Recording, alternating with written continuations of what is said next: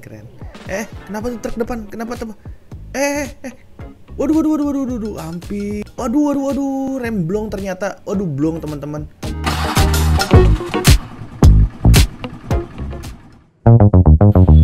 Halo semuanya, balik lagi di channel Rian Corleone. Di video kali ini gue akan melakukan motovlog, tentunya dengan menggunakan Akaso Brave 7 yang baru aja kemarin gue beli.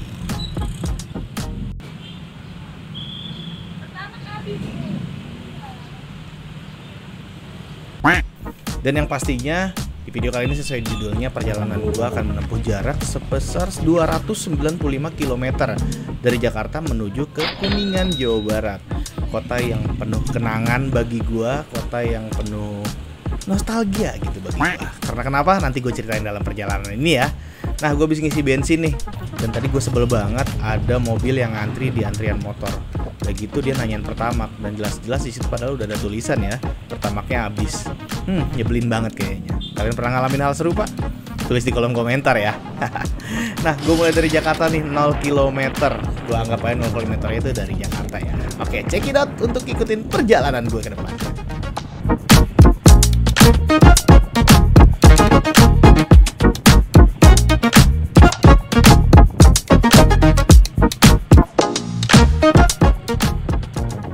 Nah, gue mulai dari Jakarta ini sekitar jam 11 siang. Normalnya sih perjalanan dari Kuningan ke Jakarta membutuhkan waktu sekitar 7 jam ya. Karena gue biasanya memang kalau perjalanan dari Jakarta ke Kuningan itu biasanya malam hari. Dan gue nyobain riding di siang hari ini karena memang tujuan utama gue untuk ngevlog dan sekaligus nyobain Akaso Brave 7 yang kemarin gue baru beli. Kenapa tujuannya ke Kuningan? Karena memang gue banyak menghabiskan waktu di Kuningan ketika gue sudah besar. Gue sekitar 11 tahun di Kuningan dari SMA sampai kuliah. By the way, dari perjalanan ke rumah gue menuju Kuningan, gue melewati Kota Tua. Nah, kalian pastinya tentunya pernah dong ya main ke Kota Tua, apalagi main di depan Museum Fathahillah itu, yang depannya lapangan besar dan banyak tukang dagang. Nah, pasti kalian pernah dong main ke situ sama pasangan kalian. Nah, gue ngelewatin itu, tapi gue cuman lewat stasiun kotanya aja nih.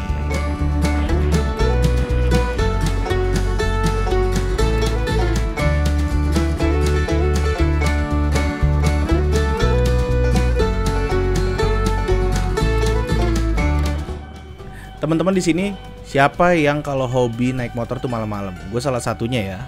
Karena memang dari dulu kalau perjalanan malam itu satu lancar. Dan kalau siang itu biasanya panas dan juga macet gitu. Oh iya, padahal sekarang nih gue ngelewatin tempat masa kecil gue. Gue kebetulan lahir daerah sini nih, ini daerah industri kalau masuk sini. Di sini tuh ada hotel yang sekarang namanya jadi Grand apa ya? Gue lupa lagi nama hotelnya. Gue nggak sempat kerekam juga, jadi nggak kelihatan nama hotelnya apa. Yang jelas pas lagi gue waktu kecil dulu, hotel ini tuh namanya Hotel Sheraton.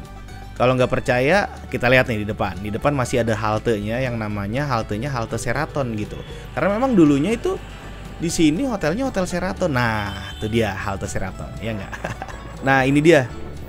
Minus kalau misalkan kita riding siang-siang ya, macet gitu dan juga panas banget. Ditambah lagi kemampuan kita dalam nyalip-nyalip di tengah-tengah kemacetan ini tuh diuji gitu. Karena memang ya Jakarta gitu nggak lepas dari macet. Dan sekarang ini gue berangkat pas lagi hari weekday gitu, hari kerja.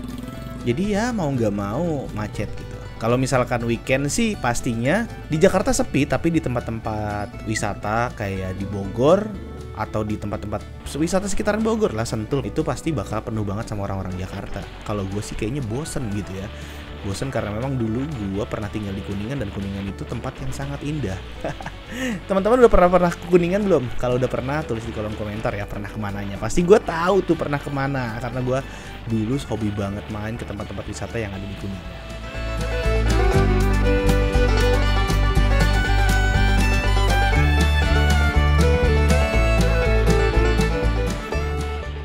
Oh ya, ngomong-ngomong perubahan tentang channel ini, tenang aja, gue nggak berubah dari channel ini. Gue tetap nge-review barang dan juga ngasih tutorial-tutorial untuk lo semuanya. Jadi tapi dengan tema yang berbeda gitu. Gue bosan aja kalau syuting harus di rumah gitu. Gue pengen merasakan suasana baru. Jadi pengen ngerasain sebuah barang yang gue beli gitu, yang gue dapet, yang ada di rumah gue, yang ada di studio kandang ayam gue itu, dengan cara mempraktekannya langsung. Nah salah satu contohnya ya seperti video ini, rata-rata kan lu orang kalau misalkan pengen beli action cam rata-rata pastinya digunain buat motovlog kan gitu. Dan juga gue pengen komentarin nih soal Akaso Brave 7 yang gue unboxing kemarin dan gue beli kemarin, plus minusnya. Nah salah satunya plus minusnya ketika dipasang di helm di bagian samping ya, karena helm gue ini kan bukan helm yang bisa dipasang di bagian depan. Tapi pada akhirnya sih nanti gue akalin gue bisa memasang action cam ini di bagian depan helm gue, biar gambarnya nggak kayak begini gitu. Ternyata minusnya tuh ketika dipasang di helm bagian samping, gambarnya itu akan menjadi miring gitu, nggak enak untuk dilihat ya. Beginilah plus minusnya. Nanti selama perjalanan ini pun gue juga akan mengomentari alat-alat apa aja yang gue pakai dan gue beli, yang sebelumnya udah pernah gue review di channel gue, yang udah pernah gue unboxing untuk dalam perjalanan gue gitu. Jadi intinya kedepannya bakal gue gunain sesuai dengan peruntukan yang biasanya ketika lu beli barang itu lu dipakai buat apa. Karena kebanyakan action cam ini dipakainya buat motovlog, jadi gue pakainya nyobanya langsung buat motovlog gitu. Kayaknya totalitas banget ya buat nge-review sebuah barang. Nah, dan itu alasan gue juga buat jalan-jalan. Karena memang gue kalau misalkan pengen jalan-jalan tuh selalu harus ada alasannya gitu. Entah itu gue misalkan pengen jalan-jalan ke Jogja nih. Ke Jogja itu bukan hanya sekedar main doang gitu. Gue pengen ke Jogja tuh dengan sebuah alasan tertentu. Misalkan gue pengen kondangan ke temen gue gitu. Alasannya receh banget ya, tapi nggak apa-apa lah. Yang penting gue selalu pengen ada alasan ketika gue ingin menuju sebuah tempat. Salah satu contohnya ya yang sekarang gitu. Gue ke Kuningan sebenarnya sih tujuan utamanya mau main, tapi gue pengen punya alasan aja untuk nge-review Akaso ini. Plusnya dari kamera ini yang pastinya alasan yang paling pertamanya yaitu murah banget, dengan fitur dua layar gitu. Dengan dua layar, dia punya dua layar di depan dan di belakang. Walaupun layarnya memang tidak bisa nyala secara bersamaan, tapi overall itu menurut gue sih sebuah alasan yang bisa kita toleransi ya, karena memang ketika layarnya nyala dua-duanya kan jadi boros baterai juga, ya enggak? Dan plusnya juga dari Akaso ini, dia itu udah bisa waterproof tanpa harus menggunakan water case. Jadi emang kalau misalkan water case kan itu ada minusnya ya, ketika lu pakai water case lu nggak bisa pakai mic eksternal gitu. Jadi kalau misalkan bisa waterproof tanpa menggunakan water case, itu adalah sebuah plus yang bagus banget gitu. Karena lu gak usah repot-repot lagi kalau misalkan pengen masang mic eksternal harus ngebuka water case. Karena emang ngebuka water case untuk action cam itu susah loh, keras banget. Gue pernah dulu nyobain punyanya Xiaomi yang Yi itu, action cam Yi. Pas beli water case-nya secara terpisah dan pasangnya sih gampang, pas ngebukanya tuh susah, jadi ribet gitu, agak memakan waktu yang cukup lama. Apalagi untuk kegiatan vlogging lu kan. Kalau vlogging kan intinya lu pengen menggunakan kamera itu secara sesimpel mungkin. Kalau misalkan masang-masang kayak gituan yang ngeribetin, apalagi ketika lu pakai secara langsung dalam membuat vlog gitu kan ngeribetin juga.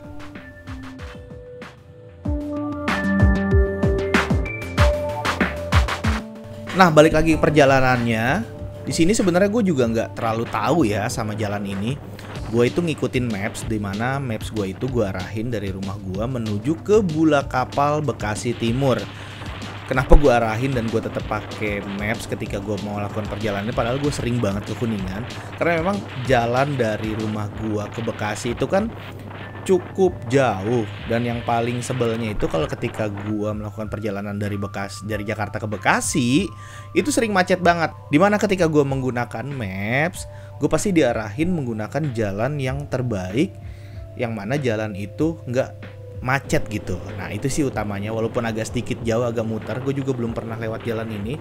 Yang pastinya dari Jatinegara kita tinggal lurus aja, atau nanti kita nembus di daerah Bekasi Timur di bawah flyover. Nah biasanya gue kalau misalkan jalan biasa yang gue tahu itu, gue tuh selalu lewat Pulau Gadung, lalu nanti lewat Harapan Indah.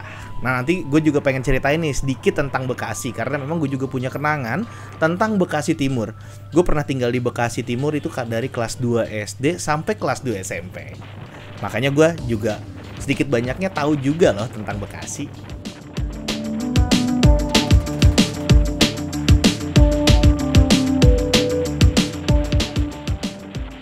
Nah, sekarang gue udah sampai di stasiun Bekasi nih.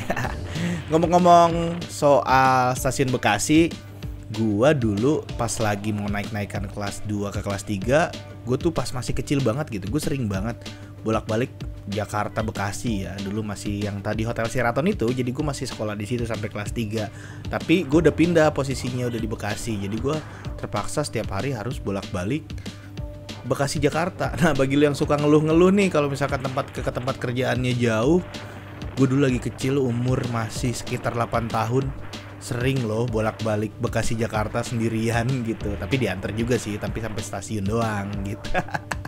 Pokoknya dalam perjalanan ini gue bakal nyeritain tempat-tempat waktu semasa kecil gue deh. Karena memang sepanjang jalan ini gue tuh banyak banget ngelewatin masa-masa kecil gue yang pindah-pindah rumahnya.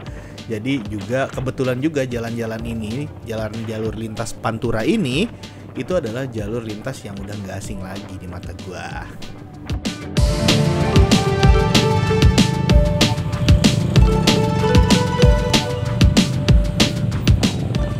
Nah, sekarang gue udah sampai ke Bulak Kapal nih. Bulak Kapal ini juga cukup bersejarah buat gue. Karena kenapa? Ini dari Bulak Kapal ini kalau kita belok ke kiri, itu ada belokan yang namanya ke Perumnas 3 atau Kampung Rawaren. Dimana di situ gue pernah tinggal ya pas masa kecil gue dulu. Dulu itu underpass yang ini belum ada. Ini macetnya luar biasa men. Karena memang ini kalau kita belok kanan itu menuju ke Tol Timur Bekasi. Jadi ini macetnya luar biasa. Dimana yang tadi gue lewatin, kita kan ngelewat terminal. Nah di situ juga terminal bus-bus ke antar kota, antar provinsi, mangkalnya di situ dan ngumpulnya di sini, masuk ke tolnya tuh dari sini. Belum lagi angkot-angkot kecil yang ngetemnya super duper lama. Jadi dengan dibangunnya underpass ini, gue rasa sih mengurangi kemacetan ya. Tapi karena ini siang-siang, jadi kelihatannya cukup sepi. Kalau misalkan pagi-pagi atau sore-sore ketika orang pulang kerja atau berangkat kerja, gue juga nggak tahu ya macetnya kayak gimana. Kalau lu orang Bekasi atau warga Bekasi yang tahu kondisi Bulak Kapal ketika pagi hari atau sore hari, apakah masih macet seperti dulu? Share-share di kolom komentar ya teman-teman.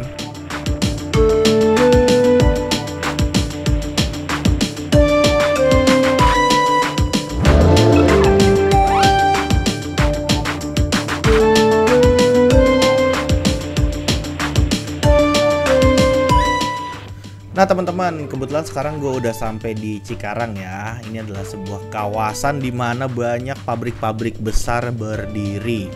Kalau nggak salah, pabrik Yamaha untuk pembuatan rakitan yang di Indonesianya di sini juga deh. Ini kayaknya rumah motor gue dulunya pernah dibikin di sini ya, terus dikirim ke Pekalongan. Karena memang plat motor gue itu kan plat motor Pekalongan gitu. Oh iya, ngomong-ngomong soal Cikarang dan banyaknya industri di Cikarang ini, kenapa gue ngomongin? Karena gue dulu lulusan SMK, terutama teman-teman gue banyak banget yang jurusan otomotif. Kalau gue sih jurusan elektro ya. Jadi banyak banget teman-teman gue itu yang kerja di sini. Bahkan dia tuh dapat jodohnya ketika kerja di perusahaan-perusahaan yang ada di Cikarang. Tapi sebenarnya mereka juga orang Kuningan gitu ketemunya, tapi di Cikarang.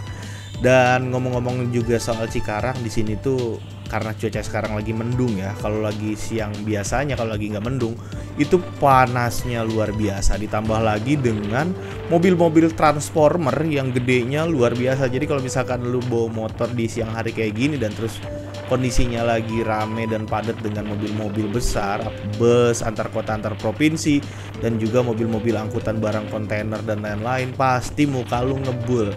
Jadi gue saranin ketika lu ngelewatin jalur Pantura, apalagi pas lewat daerah-daerah sini, Cikarang, Karawang, Cikampek dan lain-lain, gue saranin lu selalu pakai masker atau pakai balaklava. Di samping untuk melindungi diri lu dari debu-debu yang tidak sehat masuk ke tubuh lu, itu juga bisa merawat helm lu agar helm lu jadi nggak bau. Hai. Karena saking panasnya di Cikarang, gue putusin untuk berhenti dulu di minimarket. Gue nggak sebutin Alfamart atau Indomart ya, soalnya gue nggak disponsorin nih. Oke deh, kita berhenti dulu untuk bisa minum-minum cantik dulu dan ngerokok satu batang. Kita langsung lanjut lagi perjalanan nanti, oke?